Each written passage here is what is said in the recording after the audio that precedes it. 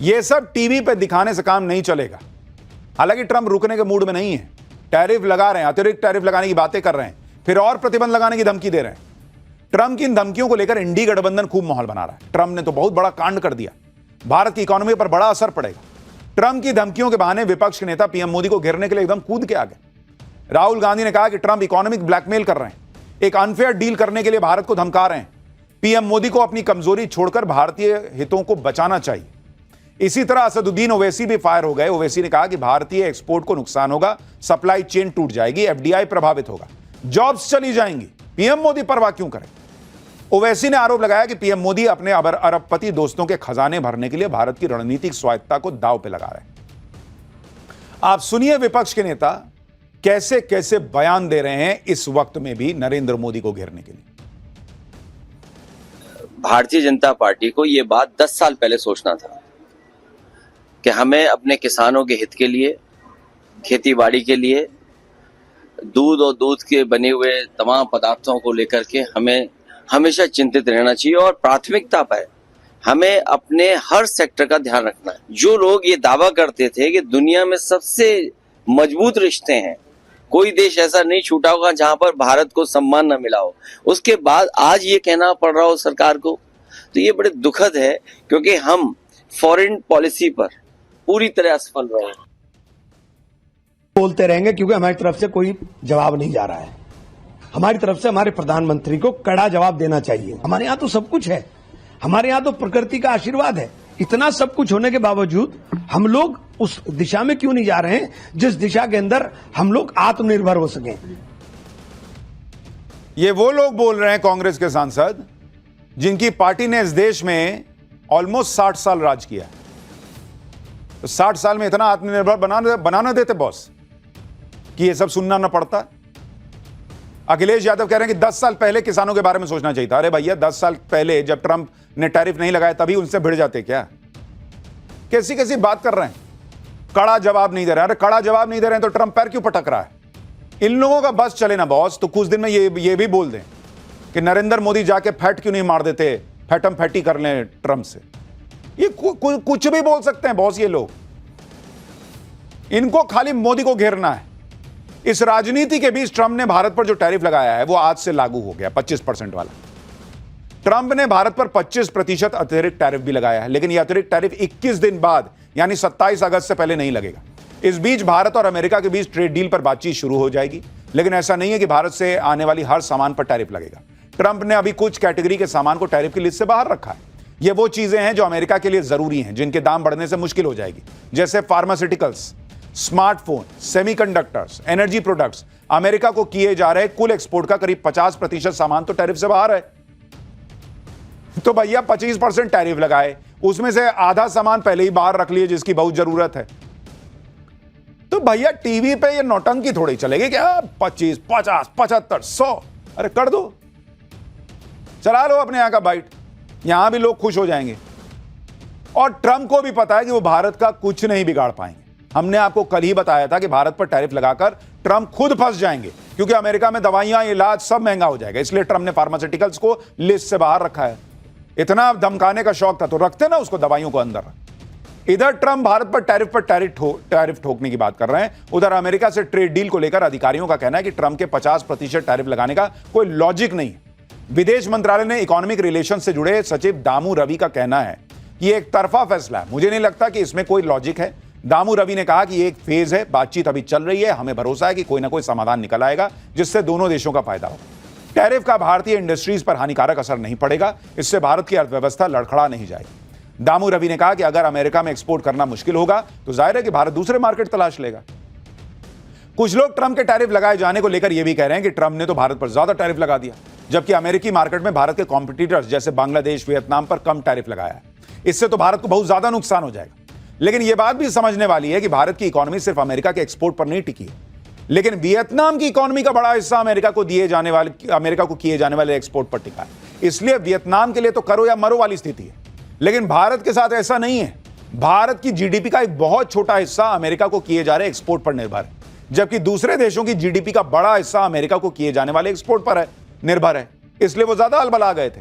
मैं आपको दिखाता हूं कि अगर आप देखेंगे किस देश की जीडीपी का कितना हिस्सा अमेरिका के एक्सपोर्ट पर निर्भर है, एक्सपोर्ट टू यूएस, अमेरिका को जो एक्सपोर्ट हो रहा है।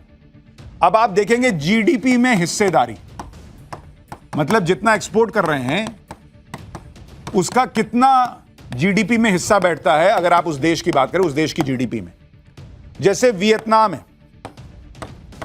तो वियतनाम की जो जीडीपी है उसका 27% अमेरिका को एक्सपोर्ट पर निर्भर है। अगर आप देखेंगे मैक्सिको, यह भी 26.5% है, ऑलमोस्ट 27%। तो यह भी इसकी ऑलमोस्ट एक चौथाई जीडीपी जो है वो अमेरिका पर निर्भर है। इसी तरह से अगर आप देखेंगे कनाडा का ऑलमोस्ट 20% जो है जीडीपी का हिस्सा वो अमेरिका को एक्सपोर्ट पर निर्भर है, क्योंकि पास के देश है, पड़ोसी है। लेकिन अगर आप भारत को देखेंगे, भारत की जो जीडीपी है उसका 2% भी नहीं, 1.85% जीडीपी का हिस्सा अमेरिका को एक्सपोर्ट पर निर्भर है, मात्र 2%। तो अगर इसमें से आधी चीजें ऑलरेडी बाहर हैं, कुछ पे प्रभाव भी पड़ गया, तो भारत की जीडीपी पे क्या प्रभाव पड़ेगा? कुछ नहीं, चुन्नू। और इसीलिए गोल्डमैन सैक्स ने कहा कि भारत की अर्थव्यवस्था पर 0.1% का असर पड़ेगा। आरबीआई ने कहा कि कोई खास फर्क नहीं पड़ेगा। लोग इस बात को समझ नहीं रहे हैं कि ट्रंप ने भारत विरोधी जो स्टैंड अचानक से लिया है वो सब अपनी शर्तों पर ट्रेड डील करवाने की प्रेशर टैक्टिक्स है। ट्रंप का काम ही है दूसरे पर दबाव डालकर अपना काम निकाल लेना। ट्रंप को बुली इसलिए कहा जाता है। ट्रंप सिर्फ देशों को ही नहीं बल्कि कंपनियों को भी धमका रहे हैं। अब एप्पल के सीईओ टिम कुक पर ट्रंप की धमकियां काम कर गई हैं। टिम कुक ने ट्रंप को 24 कैरेट गोल्ड के बेस पर बना स्पेशल गिफ्ट दिया है। ट्रंप ने एप्पल को धमकी दी थी कि वो भारत में आईफोन ना बनाए, अमेरिका में मैन्युफैक्चरिंग यूनिट लगाए। टिम कुक का यह गिफ्ट ट्रंप के प्रेशर का जवाब है, क्योंकि इस गिफ्ट के साथ टिम कुक ने अमेरिका में एप्पल प्रोडक्ट्स की मैन्युफैक्चरिंग के लिए 90 लाख करोड़ रुपए के अतिरिक्त निवेश का ऐलान कर दिया। इसी डील को लेकर टिम कुक ट्रंप से मिलने व्हाइट हाउस गए थे, तो अपने साथ स्पेशल गिफ्ट लेकर पहुंचे। यह ग्लास डिस्क है जो 24 कैरेट गोल्ड के बेस पर लगी हुई है। डिस्क के बीच में एप्पल का लोगो है और ऊपर की तरफ ट्रंप का नाम खुदा है। साथ ही मेड इन यूएसए और साल 2025 लिखा है। तो ये गिफ्ट देखकर ट्रंप पिघल गए, बोले हाँ बहुत बढ़िया। अब उनको दिक्कत नहीं है कि भारत में एप्पल कितने फैक्ट्री लगा रहा है। पाठशाला में ये बात आपको समझाने का प्रयास कर रहा हूं कि ट्रंप लोड बनाने का ज्यादा प्रयास कर रहा है। भारत लोड ले नहीं रहा है, लेकिन ट्रंप ये नहीं समझ रहे कि कल को तो वो पलट जाएंगे, कहेंगे अच्छा ठीक है ये हो गया वो हो गया, मैं भारत पर टैरिफ कम करता हूं। लेकिन उनके इस तूफानी कांड के चक्कर में वो जिस तरह से भारत, रूस और चीन को करीब ले आ रहे हैं, उसको फिर से दूर करना उनके लिए मुश्किल हो जाएगा। खैर, कांड खाली ट्रंप थोड़ी कर रहे हैं, उसमें राहुल गांधी पीछे थोड़ी हैं। अगला चैप्टर उसी पर है। राहुल गांधी भयंकर एक्सपोज हो गए। वोटर लिस्ट वाला एटम बम चुनाव आयोग की जगह खुद पे फोड़ लिया। भाई क्या राहुल के 6 महीने की रिसर्च में इतने छेद कि पूरा नैरेटिव 6 मिनट भी नहीं टिका। ऐसा क्या हुआ? चुनाव आयोग को एक्सपोज करने चले राहुल गांधी को कौन सा चैलेंज मिल गया कि वो धीरे से कट लिए? आज इसके बारे में आपको बताऊंगा। राहुल गांधी जब भी कहते हैं कि वो धमाका करने वाले हैं जिससे देश में भूचाल आ जाएगा, तो अक्सर इसका उल्टा ही होता है। पिछले कई दिनों से राहुल गांधी माहौल बना रहे थे कि वो चुनाव आयोग के खिलाफ एटम बम फोड़ने वाले हैं, ऐसा खुलासा करेंगे कि देश हैरान रह जाएगा। राहुल गांधी ने कहा था कि उनके पास चुनाव में धांधली के पक्के सबूत हैं। राहुल के बयानों से तगड़ा माहौल बन गया। लोग सोचने लगे पता नहीं क्या हाथ लग गया राहुल गांधी के। भाई कयास लगाए जाने लगे कि अब तो बॉस ये अब की तो कुछ बड़ा करेंगे। पिछला नहीं हुआ था, पिछला सुतली बम था जो फुस हो गया था, ये एटम बम बोले, इसमें कुछ होगा। लोग इंतजार करने लगे कि राहुल कब अपना एटम बम फोड़ते हैं। इतने दिनों से माहौल बनाने के बाद आज राहुल गांधी ने आखिरकार अपना सो कॉल्ड एटम बम फोड़ दिया। लेकिन यह एटम बम राहुल गांधी ने चुनाव आयोग पे नहीं, खुद पे ही फोड़ लिया एक तरीके से। कैसे राहुल गांधी खुद एक्सपोज हो गए, आज आपको विस्तार से बताऊंगा। पहले देखिए राहुल गांधी ने जो एटम बम फोड़ने का दावा किया उसमें आरोप क्या लगाया। राहुल गांधी ने एक वोटर लिस्ट दिखाकर आरोप लगाया कि चुनाव में वोट की चोरी हो रही है। फर्जी वोटर के भरोसे बीजेपी चुनाव जीत रही, चुनाव आयोग धांधली करवा रहा है, और यह सब दिखाकर दावा किया कि यही कारण है कि नरेंद्र मोदी के खिलाफ सत्ता विरोधी लहर नहीं बनती। यह सारी बातें करते हुए राहुल गांधी ने महाराष्ट्र और कर्नाटक का एग्जाम्पल दिया। राहुल गांधी ने माहौल तो पूरा बनाया, लेकिन जो रिसर्च करके वो आज आए उसकी पोल खुद ही खुल गई। राहुल ने ये सारे आरोप लगाए तो चुनाव आयोग ने भी राहुल गांधी को एक बड़ी चुनौती दे दी बीजेपी ने भी पलटवार किया और कहा कि वोट की नहीं बल्कि राहुल के दिमाग की चोरी हो गई। चुनाव आयोग पर आरोप लगाते लगाते कैसे राहुल गांधी एसआईआर की जरूरत पर जोर डालते चले गए, इससे पूरे इंडी गठबंधन में भी हैरान। यह सब आज आपको बताऊंगा, लेकिन पहले राहुल गांधी ने एटम बम फोड़ा है बॉस, उसका ट्रेलर तो देखिए।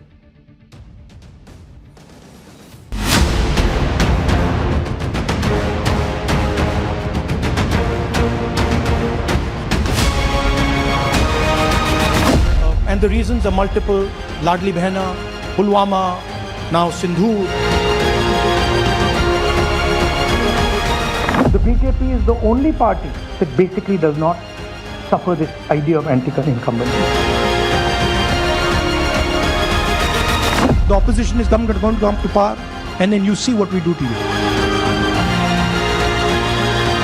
उनका दिमाग चोरी हो गया है।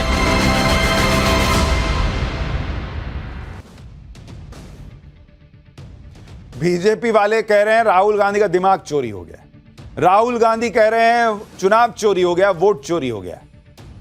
और अब तक इनकी पूरी कहानी जो ईवीएम के इर्द गिर्द घूमती थी, ईवीएम भाई आजकल ईवीएम बीच पे लेटा हुआ है, छतरी लगा के धूप सेकता हुआ, और वो वोटर लिस्ट के मजे ले रहा है कि वोटर लिस्ट भाई अब तेरा नंबर आया है, पिछले 10 साल से ये लोग मेरे पीछे पड़े थे, अब मुझे छोड़ दिया, अब कह रहे हैं वोटर लिस्ट में गड़बड़ी, तू मजे काटा।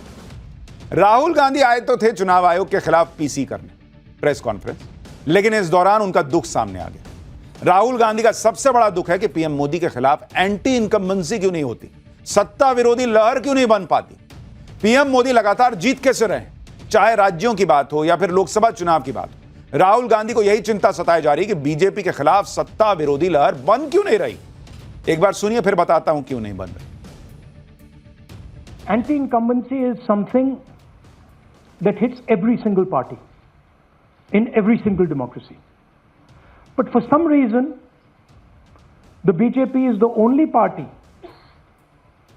in a democratic framework that basically does not suffer this idea of anti-incumbency. There is always a reason given for this lack of anti-incumbency, for this shift suddenly from these opinion polls, right?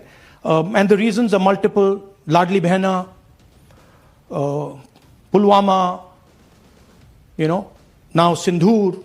So we saw this pattern, and then, of course, the most fundamental thing that elections are choreographed. Anti incumbency की बात करके राहुल गांधी ने दावा किया कि anti incumbency तो सबके साथ होती है, मोदी के साथ नहीं होती, इसलिए कुछ तो खेल हो रहा है। और इसी में आरोप लगा दिया कि चुनाव आयोग वोट की चोरी करवा रहा है। लेकिन राहुल गांधी यह नहीं समझ पा रहे कि देश में ऐसा पहली बार नहीं हो रहा कि जब सरकारें रिपीट हो रही। राहुल गांधी को शायद नहीं याद होगा, मैं उनको याद दिलाता हूं, या पता भी हो ना हो मुझे नहीं पता, जो भी हो, लेकिन मैं राहुल गांधी को याद दिलाता हूं। जैसे है केरल, 10 साल से लेफ्ट की सरकार है, तो क्या वहां पर लेफ्ट जो है वो वोटर लिस्ट में वोट चोरी कर रहा है क्या? वहां 10 साल से अगर एंटी इनकम्बेंसी नहीं बन रही है तो। अगर आप देखिए तमिलनाडु में अगर आप देखेंगे तो 2011 से 2021 ये भी हो गया 10 साल। यहां भी किसकी सरकार थी? AIADMK की। तो भाई 10 साल क्या AIADMK वहां पर वोटर लिस्ट में चोरी कर रही थी? इसी तरह से आप देखिए त्रिपुरा में 1993 से 2018 यानी कितने साल हो गए अगर आप देखिएगा तो 25 साल किसकी सरकार थी? वहां पर लेफ्ट की सरकार थी। तो 25 साल क्या वहां पे लेफ्ट जो है वोट चोरी कर रहा था क्या? इसी तरह से अगर आप बंगाल में देखिएगा, बंगाल के अंदर 14 साल हो गए, 14 साल से किसकी सरकार है? टीएमसी की सरकार है। तो क्या ममता बनर्जी बंगाल में वोट चोरी करती हैं क्या? इसी तरह से असम में देखिए, असम में अगर आप देखिएगा 2001 से 2016 किसकी सरकार थी भाई? कांग्रेस की सरकार थी। तो कांग्रेस असम में वोट चोरी करती थी क्या? भाई एंटी इनकम्बेंसी आप अच्छा काम कर रहे हैं तो उस तरह से नहीं बनती है सत्ता विरोधी लहर। ऐसा लग रहा है कि पहली बार बीजेपी जो है वो ऐसा कुछ कर रही है कि सरकार में रिपीट हो गई, और कोई हुआ ही नहीं है जीवन में। और सबसे बड़ी बात, अगर एंटी इनकम्बेंसी नहीं होती तो 2024 के चुनाव में बीजेपी की सीटें कम क्यों हो गई थी?